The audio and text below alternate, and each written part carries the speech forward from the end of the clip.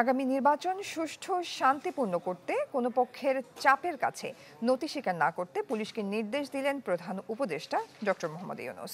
আহ্বান জানান নির্বাচনে নিরপেক্ষ ভূমিকা রাখার।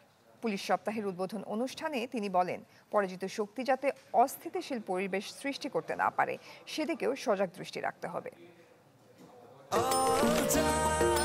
নিশ্চিন্তে খান স্বাস্থ্যকর অল টাইম পান। All time healthy life. Rajarbagh police লাইন্সে পুলিশ সপ্তাহ 2025-এর উদ্বোধনী অনুষ্ঠানে যোগ দেন প্রধান উপদেষ্টা ডক্টর মোহাম্মদ ইউনূস। আসসালামু আলাইকুম। এ সময় সর্বস্তরের মানুষের অধিকার রক্ষা, মর্যাদা ও ন্যায় বিচার প্রতিষ্ঠায় পুলিশ বাহিনীকে ভূমিকা রাখার আহ্বান জানান তিনি।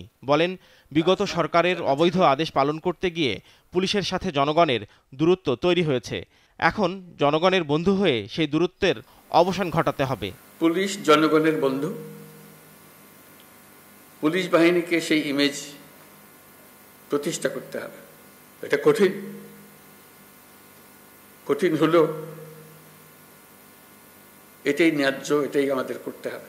প্রধান উপদেষ্টা আরও বলেন, আগামী জাতীয় নির্বাচন সুষ্ঠু ও গ্রহণযোগ্য করতে কোনো পক্ষের চাপের কাছে নতি স্বীকার না করে সব প্রার্থীর জন্য সমান অধিকার নিশ্চিত করতে হবে। চলতি বছরের ডিসেম্বর থেকে আগামী বছরের জুনের মধ্যে দেশের ত্রয়োদশ সংসদ নির্বাচন অনুষ্ঠিত হবে।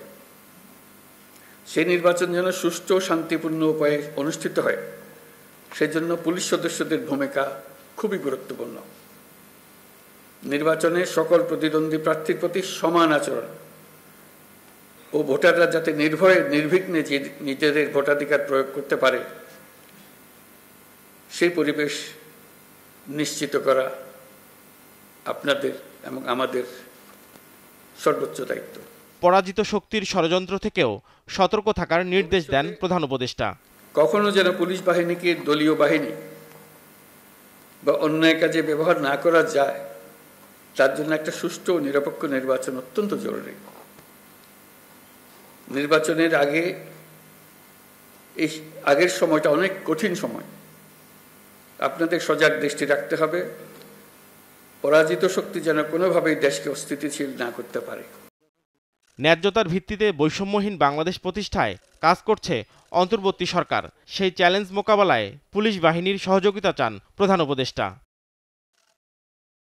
নাফিউল ইসলাম লিংকন, চ্যানেল 24, ঢাকা।